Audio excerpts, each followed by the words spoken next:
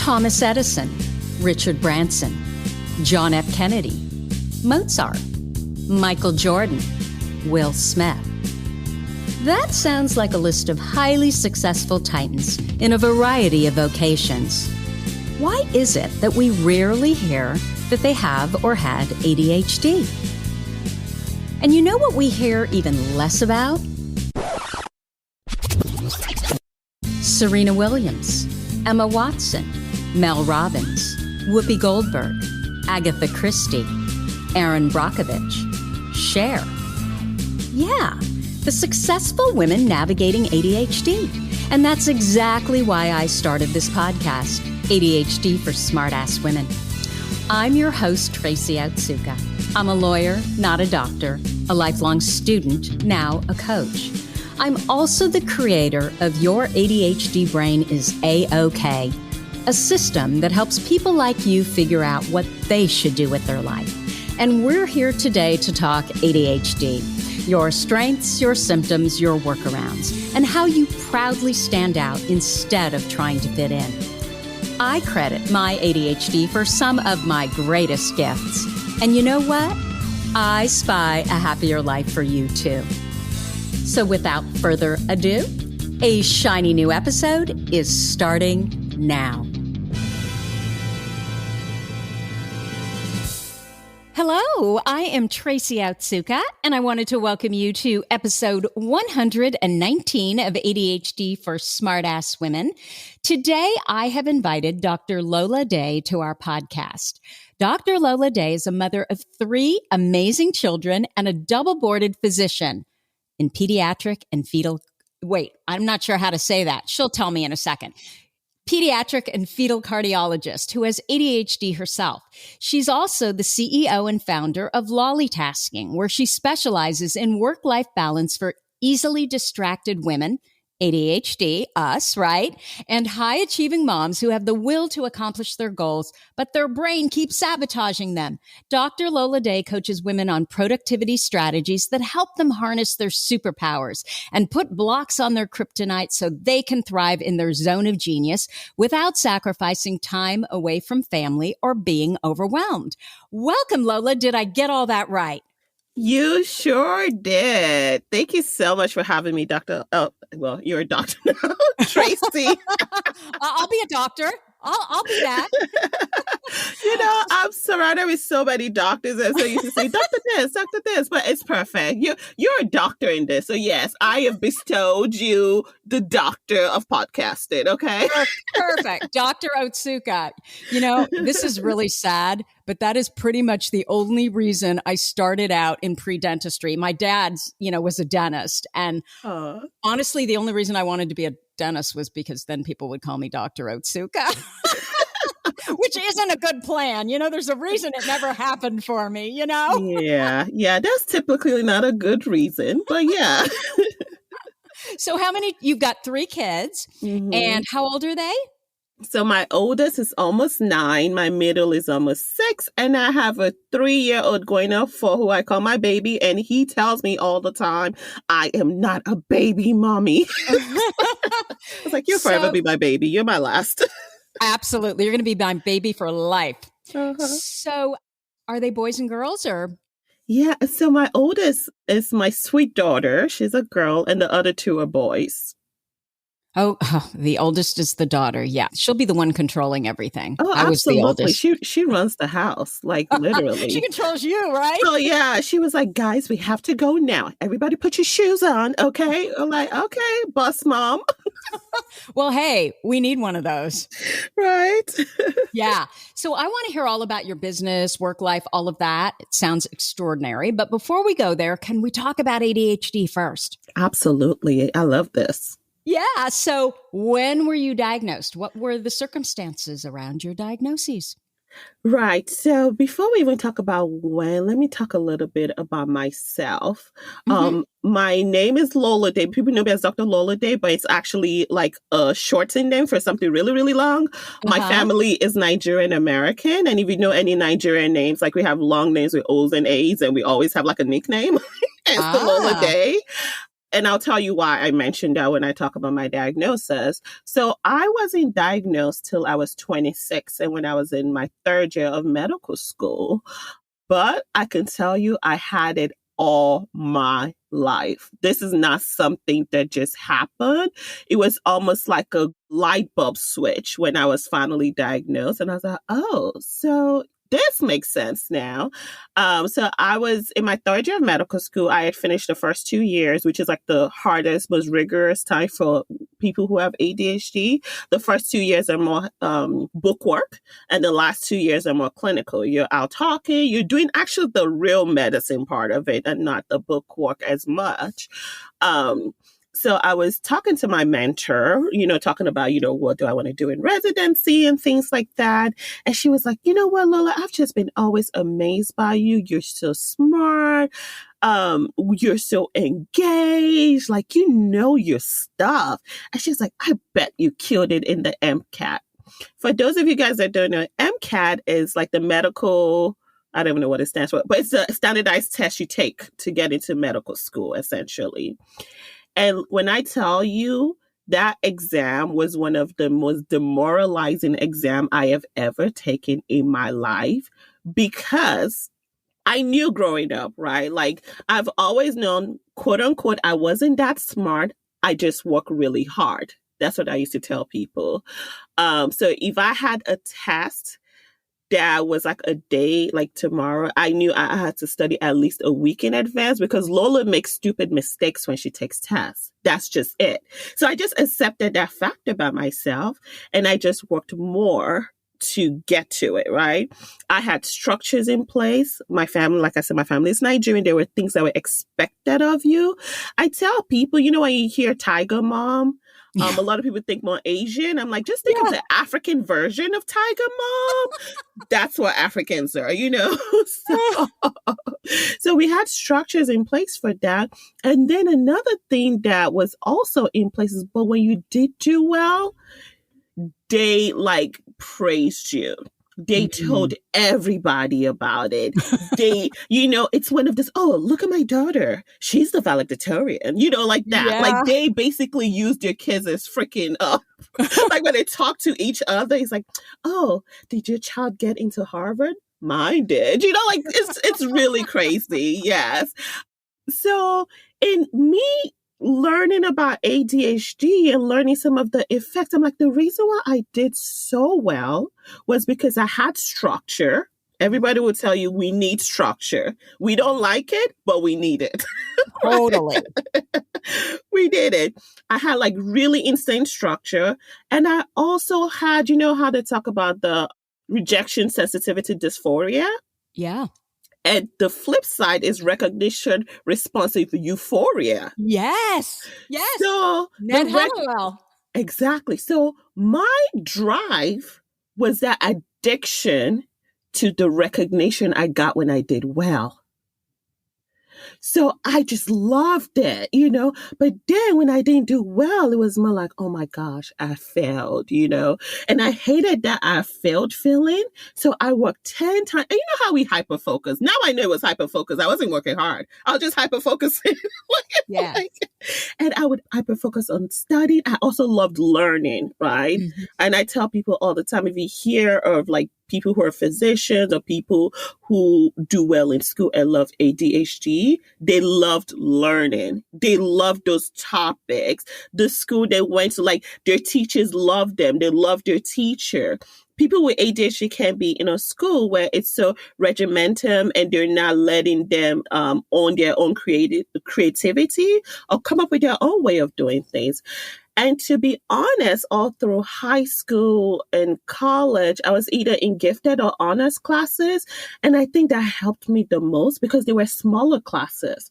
Mm-hmm. I could actually go talk to the teacher and say, you know what? And that's one thing. I wasn't scared to talk to anybody.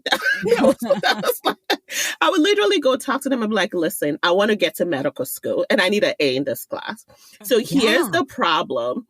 I usually would tell them, I was like, you know what, I'm really not good at test taking this way. Or I'll look through my stuff, like, when you register for classes back in the day where you had the book, not now, where you look through the book to see who registered, I'll literally ask you around, who allows you to take tests that were open-ended tests? And people ran away from those classes, but I thrived in those classes. What does that mean, an open-ended test? So open-ended tests are more like word format tests as opposed to multiple choice. Got it.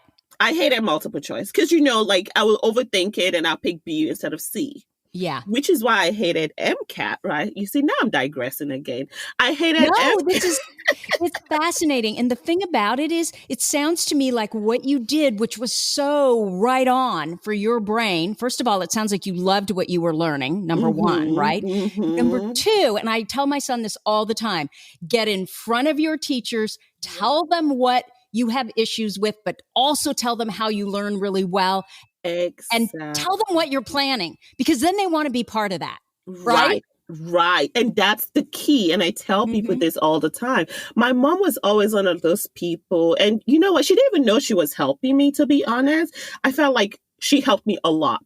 She was one of those people that would say, there's no point complaining if you don't have a solution to it. So before I went to the teacher, I told them the problem and I told them my solution. Yeah. Sometimes it worked. Sometimes it didn't work, right?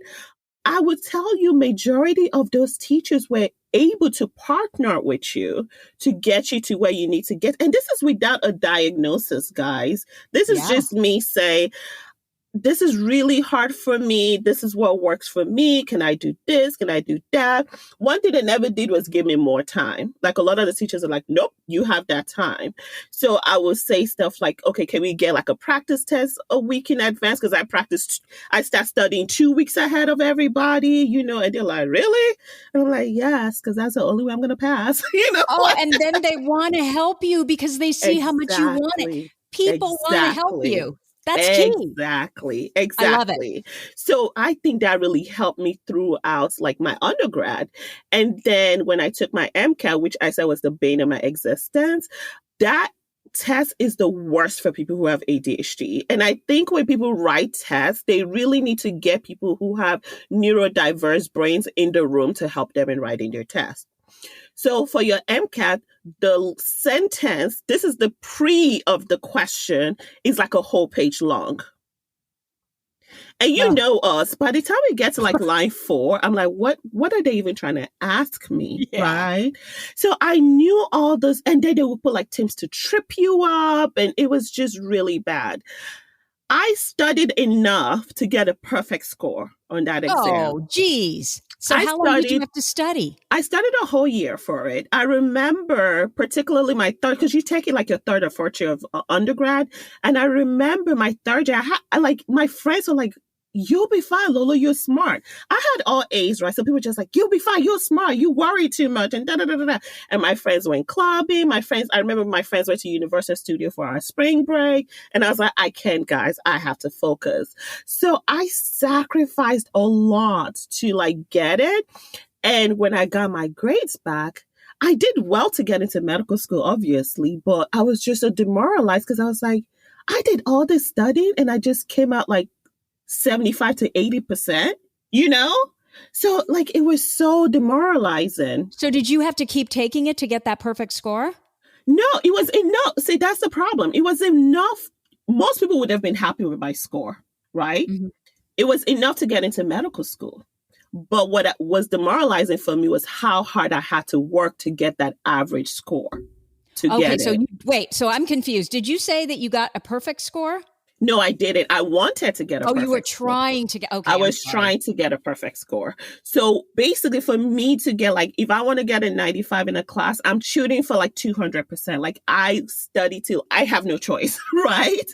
Because I knew I was going to make mistakes. I knew like I would just read it wrong. Our typical things we do. So I overcompensated to get to where I needed to get to.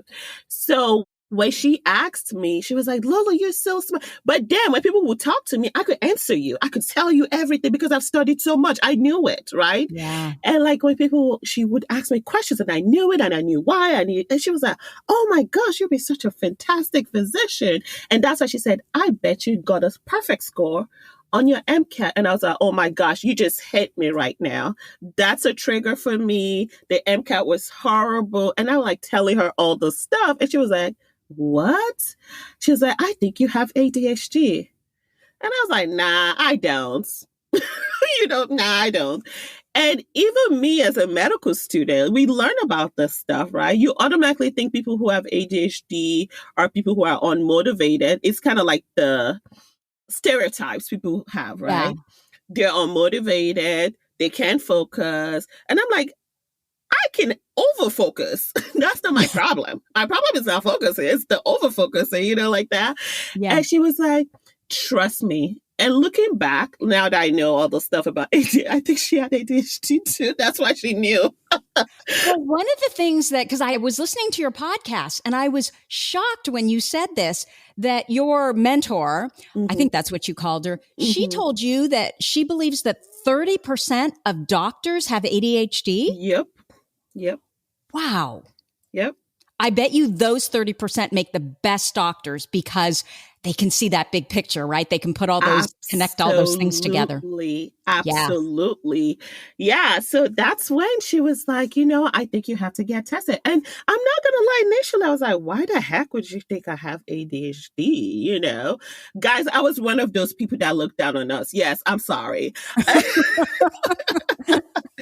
But because she was one of those people, like she just believed in me so much, I went to get tested only because she told me to, not because I believed I had it. Wow. And when I got tested, and that test was like the longest test ever. It was horrible. Yeah. And when I went back for my, my results, he was like, can I ask you a question? You said you're a third-year medical student. How were your grades the first 2 years? And I told him, and he was like, that is very interesting. Can you tell me a little bit about your family? And I'm like, why is he asking me these questions? And he was like, you had one of the most severe, inattentive ADHD I've ever seen. Like your brain bounces, just does not focus whatsoever. And I was like, well, I could have told you that. I mean, it is what it is, but it doesn't mean I have ADHD. And he's like telling me how what I have done was why I have succeeded. Yeah. So long, the euphoria of wanting to be the best and how my mom would react when we did well, the structure we had in place, the fact that I had a book with me all the time where I wrote, things down so I don't forget, the fact that I woke up every morning and had a calendar that I did all the stuff without coaching, and it was almost like, to be honest, my mom would be like, why don't you do this? She's an accountant. And I think that helps, right? She's very block. Yes. Very linear. Very linear. Very, very linear. And even in me picking the fact that I wanted to be a doctor, I knew I couldn't do any job where I had to sit down for long. I wanted something where I was up and about talking and, to get my attention going. And even in me picking pediatric cardiology, I wanted something that had variety. So one day I could be seeing pregnant moms all day. The next day I could be in clinic seeing beautiful kids with heart disease. The next day I could be in the OR doing the imaging for echo, So it helps my stimulation, So I think people just need to own that they have it. I understand it's debilitating. I am not minimizing it at all. It's a spectrum. Some people work hard at it.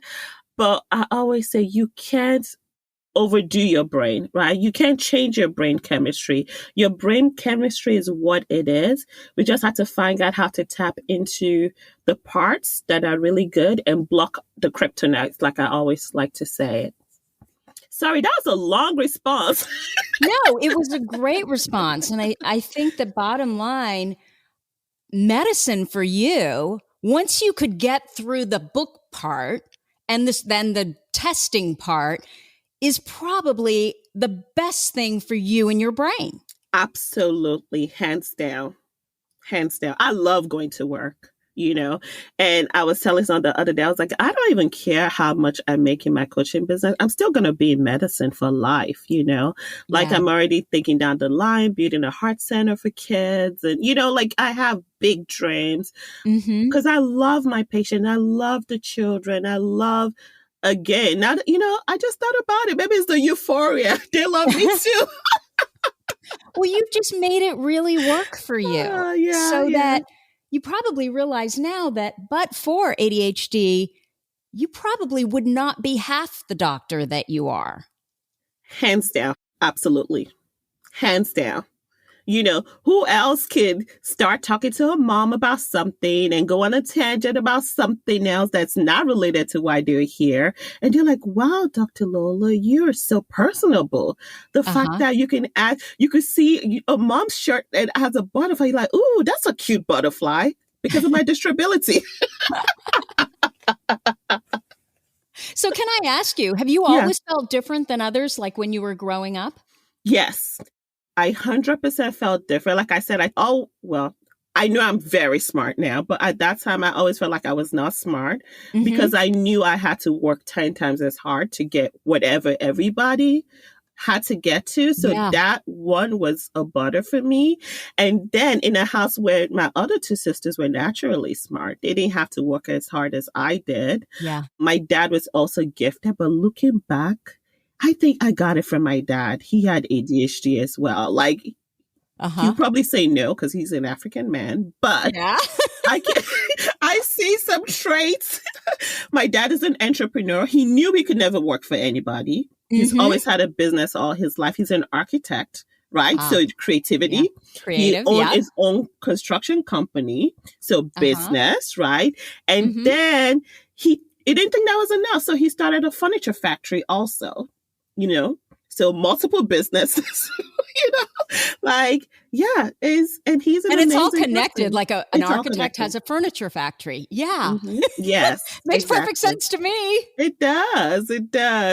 And I remember back in Nigeria, like now they do subdivisions. You know how we do it here. When we were younger we moved here when I was about 11 or 12. My parents divorced. That's why we moved here. But when we were younger back in Nigeria, he was one of the first people to have what he called a la carte. So you come see, because back then you go find an architect, then you go find a construction person, and then you go find this. No, he had an a la carte. You come, I design, I have a surveyor, I have we construct your house and we help you do your furniture. And before my parents divorced, I was actually about to open a design house for my mom. So she would also like decorate the house. So it was almost like when we were done, you have a key to your house and that's it, And that's that visionary aspect that we ADHD people have. Right? We're able to kind of like build and construct in our head where most people don't even, what I'm realizing that most people don't do. Like you just assume everybody thought that, like when Absolutely. I talk to people, I'll be like, what do you mean you don't have like 10,000 things that you're thinking of at the same time? They're like, no, I think about one thing at a time. I'm like, really? Oh my gosh, that's so boring. One of the things that you just said that I can so relate to, and I think this is just brilliant, is one of the benefits of diagnoses is that, like, I hear you say, I never thought I was smart. I just thought I worked harder than everybody else. And I can so relate to that.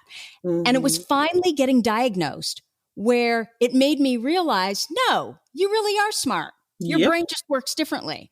And so when people say, well, I'm ADHD, I don't know, I don't need to get diagnosed. That I think is one of the keys because it really makes you understand your brain and realize just how bright you are. Absolutely. Like even in my coaching program, like I have moms who they think they're ADHD, come to me and say, I think I'm ADHD-ish. And I'm like, yes, I could start coaching you, but one of my requirements is you go get diagnosed. Yeah. Because you need that diagnosis to be able to reshape your mindset. If you think you're ADHD-ish, there's no such thing as an ish. You either have it or not. Right? Well, that's a perfect segue. So you're a physician. Yes. And you have a business where you work as a productivity and work-life strategist. Like, how did that come about? Oh my gosh. So it came out of sheer need, right?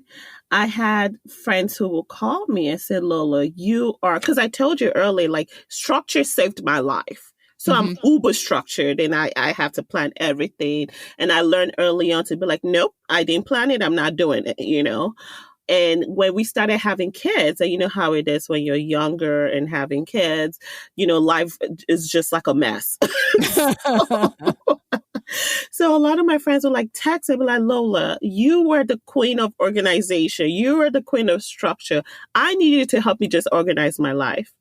And you know, with ADHD, we love helping people. We're very empathic. And I'm like, sure, like, why not? And one day I hyper focused and I wrote everything I did. And I basically created a program for my friend. This is just because I wanted to. She didn't ask me to. And I came and I was like, okay, now you have to get here at 9 o'clock. And I have all these plans we have to do. And she was like, whoa. Like, I thought we are just going to have a discussion. I'm like, no, we have to do it right. And I went through the program with her and she was like, oh my gosh, just changed my life, you know?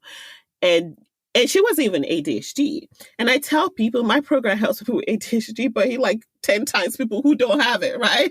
Right. You know? Right. So from doing that, I did that for like different friends. And then she would tell another friend, but I had it in me that, listen, as a physician, I'm uber busy. I don't do anything but work during the week. And then I have usually 1 weekend a month when I'm on call.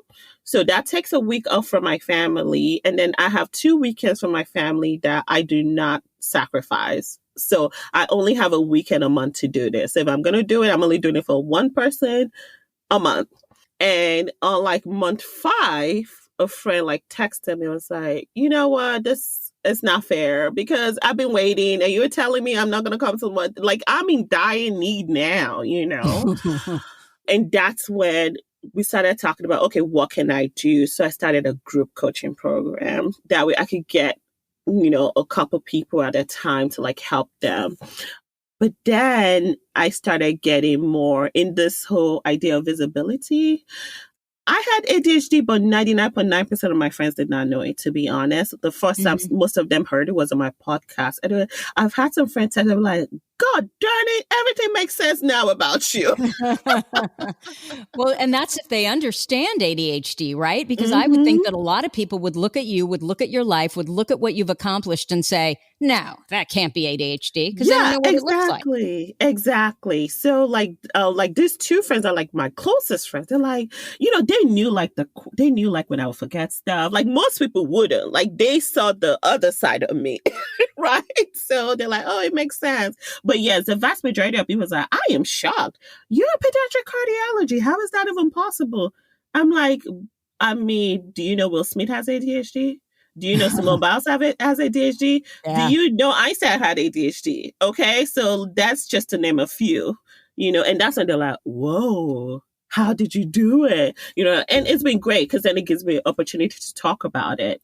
Because the more we talk about it, the more we could help the other children coming up. Because, you know, as a pediatrician, my heart always goes to the kids, especially in this age of information and technology. The distractibility is way worse than we had it when we were younger.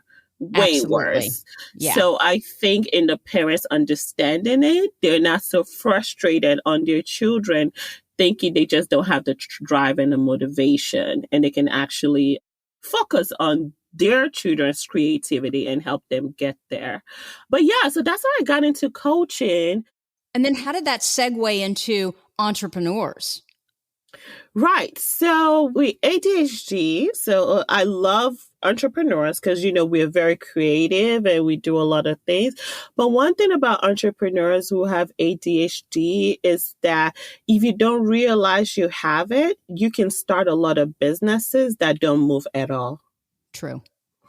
So, you know, we like to start so many things. Like, you know, we have so many ideas. And the reason why we we don't finish what we start is because, oh, this next idea sounds so much better. So we move on to the next idea and we move on to the next idea. But as an entrepreneur, if you realize that you have ADHD, you realize that you're more of a visionary. So even in my company right now, right, I see myself more as a visionary, the chief coach, right? I love the coaching part. I love talking. I love helping. But I don't necessarily have to be the one to pay our bills or our taxes. I delegate that mess. Yes. You know, delegation. Did you just say I delegate that mess? Yes, I'm sorry. I love it. I'm all with you, girl. It's not in my zone of genius. You know, I think if people just did what they were good at and just forget the rest, just let the people who are good at it, you know? My mom's an accountant. You go do that stuff, right? Or like, for example, I love writing my copy because I like putting my heart into it. But do I really have to be the one to press paste or post? No. So learning what to delegate is very important. And also learning that you may need a partner. You may need a partner in your business. So if you're the visionary and CEO, do you need a chief operating officer that does all the operations of your business? And that actually frees you to do what you love most about the business, which is the visionary and the creativity aspect of it. So I think that's the number one thing people need to think about. And the number two thing is delegation. The number three thing is learning to, and this is the hardest part for us, doing 50 things in one direction versus or in opposite directions. Exactly. Huh? Or like taking one step in 50 directions. That's what I was trying to say. We're so good at doing that. We do multiple little things. But there's this thing I do with the girls of the ladies in my group. And it's almost a visual. So if you're listening to this, maybe you could do this right now. Take like 5 pencils. Or whatever you have, papers. Don't get up and go, you know, don't digress now, because I know us with ADHD. Whatever you have in front of you, take it and lay it side by side. If you have a pencil, look at the short pen, look at the sharp side. They all are on the same step, right? They're all on the same line. But if you take one, now take another pencil behind that pencil and take another pencil behind that pencil. See how much farther you've gone by doing one, finishing that one before doing the other one. So what I tell people is if you're having that urge that this is so good, I have to do it, go ahead and write it down and put it as a step behind what you're doing. So my coaching program, I think, is amazing, right? But I also have this lofty idea of having like a focus business where people can just join and So I have put that at the next step. I'm like, if I hit this mark on my business, then I can start working on this. Because by that time, I would have the processes in place with this business, right? The fourth thing you should also think about doing is automation. Yeah. If you don't have to remember it, why do you have to do it?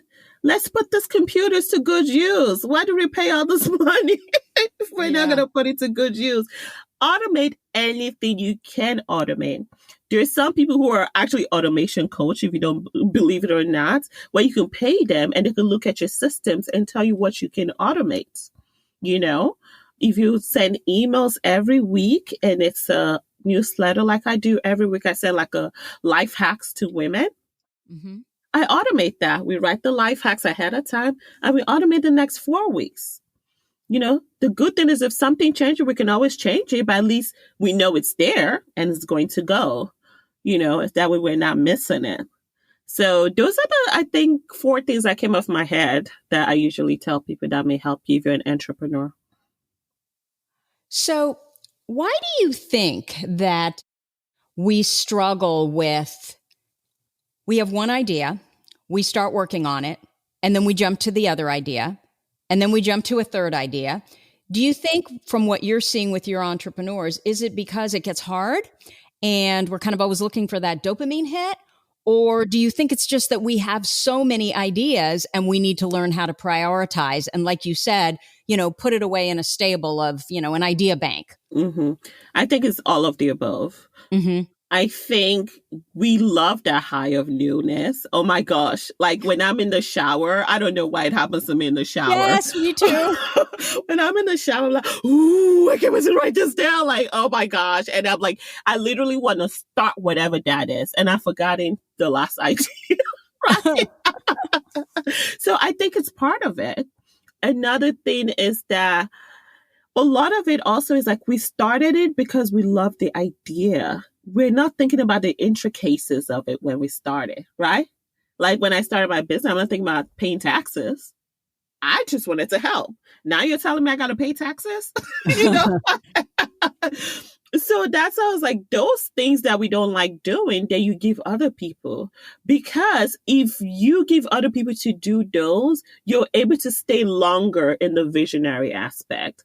People have also said that, back in the days, like thousands of years ago, we were the hunter-gatherers, right? We were the leaders of the pack. So we're good at leading and we're good at visioning. So if we just stay in our role, right? So I have an amazing executive assistant. She knows I have ADHD. She does not have ADHD, and that's by design. Yeah, you don't want your brain leading your brain. Exactly. So she knows she has the right and the whims to call me out and be like, okay, Dr. Lola, let's focus. I'm like, okay, sorry. So I have given that will to be able to do that, right? Because I know me. And I know where my pitfalls lies. And she deals with a lot of my operation stuff that I do. So that has helped me a lot. So dopamine and boring, we don't do boring. We don't do mundane. So if your business starts to get boring, or if you're spending too much of your time in the boring aspect of your business, that makes you want to do something else as well. And then one thing that we're good at is we're also good in reinventing our business, right? Like seeing the future of it. The problem, though, is don't reinvent too early. You have to learn to master what you have right now before you reinvent to the next step. But like I said, with the pencil exercise, go ahead and write it down, but give yourself a deadline, right? Like, okay, when we reach this time, because again, with time, to us, is fluid, right? So you have to give yourself a milestone. Okay, when I reach this milestone, then I'll do this. So even if that idea keeps coming back to you, you are writing it down for that milestone. And then your brain thinks she's working on it. But you're actually not working on it physically. But the fact that you're doing it and writing it down, your brain leaves you alone. It's seriously, like our brain. It's like when you're studying for an exam. So I used to do this also. I still do it actually today. I don't know why I'm saying I used to do this. When I'm studying or I'm writing my notes, like, stuff that I don't like doing, and I keep getting ideas, I have a book I have with me all the time, and I just write it down. The mere fact of me writing it down, my brain leaves me alone. Like, okay, yeah, I should take care of it. And I write it down. Sometimes I put a time to it if it keeps coming back. Yeah. Basically, yeah, brain dump, because otherwise we can't focus on what we need to be focusing on. The other thing that I just thought of is, ideas are in our head and they're really easy for us. And somehow we convince ourselves that if we're coming up with all these ideas, we're actually working in our business, but we're not, right? Yes. We're just, distracting us so we don't actually have to go in and do the hard work. Oh my gosh, yes. Isn't always fun. Mm-hmm. Mm-hmm. Absolutely. One thing, and I don't know if this is even a digression, but I think it relates a little bit. One thing we're also good at is overlearning. Like if we have a business, like we could learn so much about that business sometimes and don't actually like work on it. You're like, ooh, this is cool, right? Well, and especially, Lola, in online businesses, I see women, because I work with women. So I see women do that all the time. They sign up for every single program. They know everything. Yet 2 years later, they still haven't gotten out there and become visible, which is what their business really needed. Yep. And my trick to that, see, guys, I'm giving y'all all my trick I teach people. My ladies are going to be like, what are we paying for that? The trick is you need to buy for just in time learning and not just in case learning. I don't know if you heard that. No, so that's a great trick. I used to do that too. And let me tell you, I am ashamed to say I probably have over 15, 20 courses that I did when I started my program, just wanting to learn. And for me, online is so foreign to me because all I knew is medicine. All I knew was science. So this is like a whole different world. I felt like, oh my gosh, I don't know anything. And I will see like a course on marketing. Thank you, Facebook ads. I'll buy it. A course on this. Thank you, Facebook ads. I'll buy it. Yeah. I was like, oh, I know I would need this someday, but I was nowhere near there. Like I wasn't able, I didn't even started anything. And I bought all those courses that we probably would never go to be honest. You don't have time to do all of that. So I had to, again, recognizing your brain and coming up with solutions for it. And I was like, Lola, do you need it right now? Like where you are in your business, do you need it? You don't need it. Okay, why don't you? I literally have a notebook on my Apple iPhone, the iNotes that says courses I will need later. And I copy it and I put it in there. And when I tell you, I've probably gone to that notebook to pick a course maybe once, which showed me that I really did not need them. But I think we're afraid, right? I mean, I've been the victim of that where, oh my God, but I know I'm going to need it next time. So I better just get it now because I won't find it. I won't know where I saw it. Yeah. So tell me again, what did you say? Just in time learning, not just in case learning. Just in case. Okay. Yes. I put not someday learning. Right. Exactly. Okay, just in time, like in time. Oh, I need this right now to work on this that I'm working on right now versus, oh, I know one day, 3 years down the line, I may do like a challenge. And I said this challenge thing. So why don't I buy it now? No, right? And you're going to see in their copy that if you don't buy it today, the price is going to go up. Yes, and blah, exactly. blah, blah, blah, blah. Y'all, it's psychology. If the price goes up and you really need it, so what? You pay for it. Or guess what? You may find another one. And by that time, you may even find a better one, which is what I found out when I started doing this. Like there's some that I will have in the link. And of course, us, we have to go research. Yeah. So even when I click the link and then I'm like, let me just see what's out there. And then I'll ask friends and I'll research. And rarely do I actually use the one that I saved in my notes. I usually find another one that ends up being better and cheaper in some cases. So, and in you doing that, it reaffirms that for you. And it helps you when you see things like that. I'll be like, oh, I'm just going to put this in my, maybe I'll buy this later category. Yeah. And the thing is, you don't even know what you need until you get into action, right? Exactly. I can't tell you how many times I've thought, okay, this is the direction I need to go in. And it's all in my head. And then I actually get into action and I realize, okay, that I'm not going there. That makes no sense. Exactly.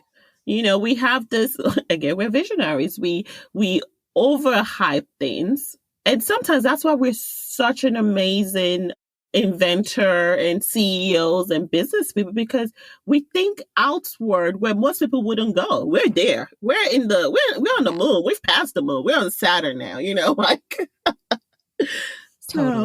Totally. So Lola, what are the ADHD traits that you feel are responsible for your success? So mine is, like I said earlier, two things I think for sure has helped me is my hyper focus, like medical school, especially I could study for 15 hours at a time. Like I literally will go from like 6 a.m. to midnight sometimes, So that's helped me hyper focus. The problem is knowing how to hyper focus on what you need to hyper focus on. Yeah. So that's number one. And number two, like me being able to respond to positive affirmation, that drives me a lot. I think those two things have been one of my biggest superpower. Got it. And what do you think the key to living successfully with ADHD is? Own it. Like it's mine. This is me. I can't change it. This is how I am, I told a friend the other day, I was like, you see my skin? It's beautiful and brown. It's always going to be mocha. It is who I am. Same with my brain. It's just a different type of brain. I used to joke a while ago that it should not be ADHD. It should be different attention disorder. You know, like it's just a different way we think about stuff. That would be more accurate. Right. It's just, you know, I just think you think this way. I think this way. It's just a different way I think of it. The problem is the world is less of us. So the world is made to be monotone and doing the same thing over and over and over. So we have to fit in that world. That's really all it is. And the first step, like I said, if you own your ADHD and realize that it does not have to be debilitating. I know it is debilitating for some people, and I hear you, and I don't want to minimize that because ADHD has been hard for me at times. You know, like I just told you about my MCAT story. I cried for days, you know, and I had friends that are like, I barely got that score. What's wrong with you? Right. Mm-hmm. Now realizing how hard I had put my heart and soul and everything into it. So I know it. I know that feeling. So I don't want you guys to think I'm minimizing it. But at the same time, I want you to say, you know what? I see Dr. Otsuka. You see, I said it again, Dr. Otsuka. I see Dr. Lola. They're doing it. There's one thing my mom always said when I was growing up. This is funny. African mom, good Lord. Like when you would come home, let's say with a B, she would say something like, oh, no, not a B, like a 90. Yeah, 90. So it's a low A, A minus. A minus. She'd be like, oh, okay. So who got the highest in the class? She wants to know that first. Because if it's you, maybe she'll understand it was a little bit hard. If you say two other people, somebody got a 97, somebody got a 95, she'll say, oh, okay. So their brain is bigger than yours. And I'm like, no. If anything, I have a bigger head. I do have a big head. She was like, exactly. You have more brain cells. So, you know, we just need to figure it out. And we need to be the best in whatever we put ourselves in. You know, and to be honest, she didn't do it in a putting me down way. It was a more of an encouragement, right? Almost like they're not any better than you.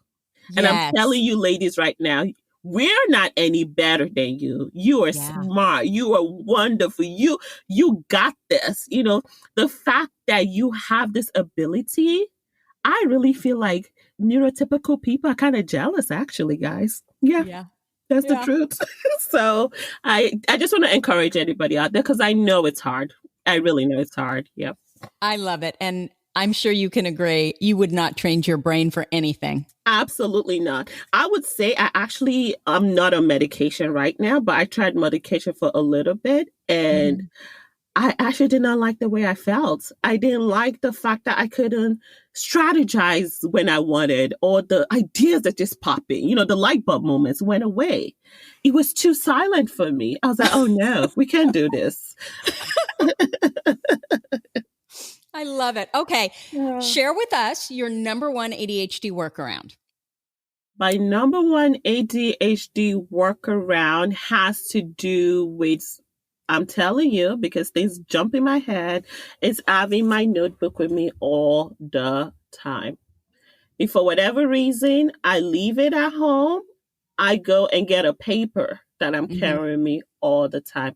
I have to write things down, not only to be able to remember things, but also to be able to calm my brain cells. Yeah. I'm the exact same way. And if I think I can remember, I can't. You can't. No, I don't even lie to myself anymore. Let me tell you, stop lying to myself. Stop trying to overcome your brain. Just work with it. Work with it. Well, I heard someone, and I can't remember who said this, but our brains are not meant to remember. They are meant to think. Yep, they're meant to process. And that's that it. Needs so much sense because I know my brain's certainly made like that. Nope. It's not remembering anything. There are times when people are like, oh, Dr. Lola, can you do it? I'm like, email me, please. I'm walking right now. I'm not going to remember in 10 minutes. So please send me an email. And they're like, oh, okay. I just thought I'd just tell you real quick since you're here. Please send me an email. Totally. So before I let you go, are you working on something that you want to tell us about? Yeah. So I have a program and our next cycle actually starts in May 3rd, and it's called Accomplish with Ease, Level Up to You 2.0. And you know how I talked about the fact that we need to have a vision and something we love to kind of get us to the next level. I work with this wonderful, fantastic women in crafting the next level you for yourself, for your family, for your community, and for your business or your work. So a lot of these tips I give you is like things we talk about in our business and how we can, so we work on creating a plan and then we work on tips that we do. And it's 6 weeks intensive, quote unquote intensive. I don't like that word. But it's literally, listen, it's 10 minutes of video every day. So it's really not that bad. But I want you to do it every day because I know us. If we don't have structure, we wouldn't do it, right? So it's 6 weeks of that. And then you have a year in our program where we have accountability partners. We have monthly coaching.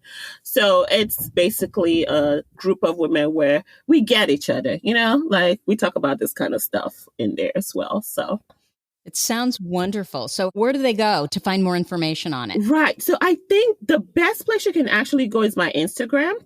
And it is at Lollie Tasker, LOLLIESTAKER.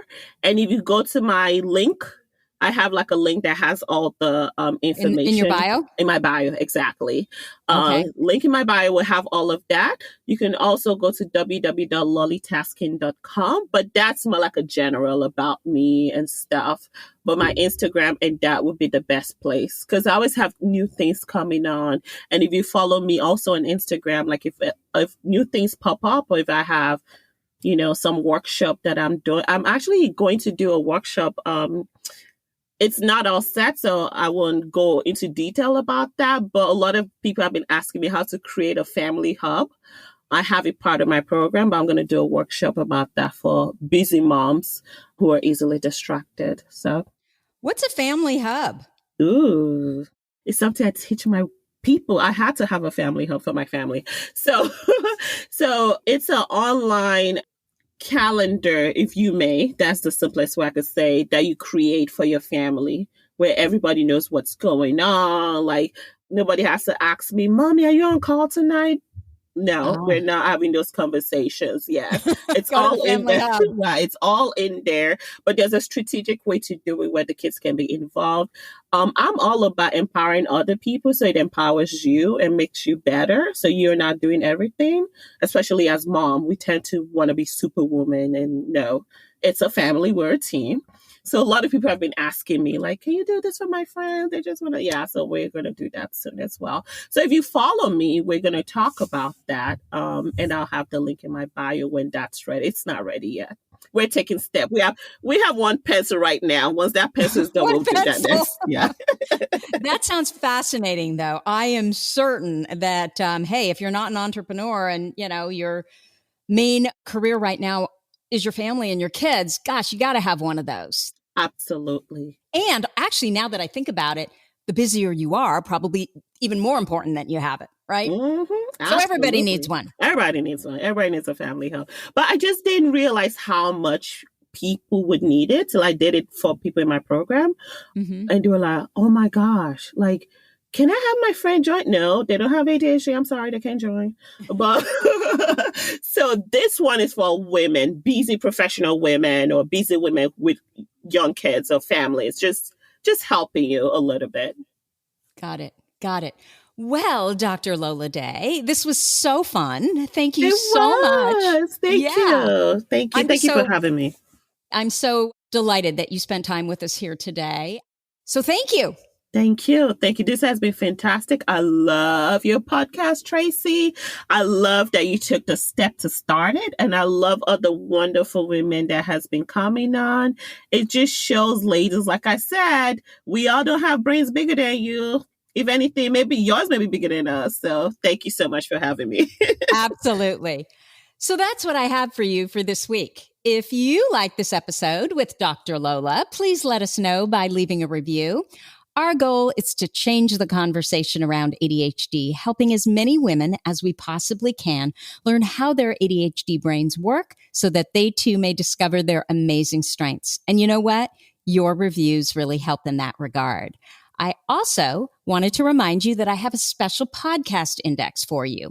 You know, we're at episode, what is it for this one? Episode number 119. So there's so much content. And I initially created this podcast index for myself because I could no longer remember what we've talked about and what we haven't. So I wanted everything in one place that had to do with emotions or the actual ADHD diagnosis or flipping your ADHD mindset from weakness to strength focus. So now you can just go to our podcast index and it's all there organized by topic. And you can find the podcast index at tracyoutsuka.com/podcast index.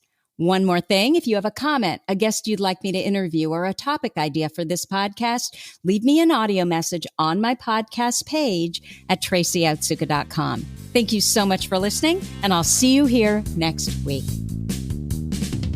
You've been listening to the ADHD for Smartass Women podcast. I'm your host, Tracy Outsuka, and we're available on iTunes, Stitcher, Spotify, and Google Podcasts. Not coincidentally, ADHD for Smartass Women, it's also the name of our free Facebook group. We're a totally smartass community of successful, ambitious women who share our ADHD wins, questions, and workarounds. Join us at tracyoutsuka.com, where you can also find more information on our Your ADHD Brain is A-OK system. I spy a happier life for us, and I'll see you again next week.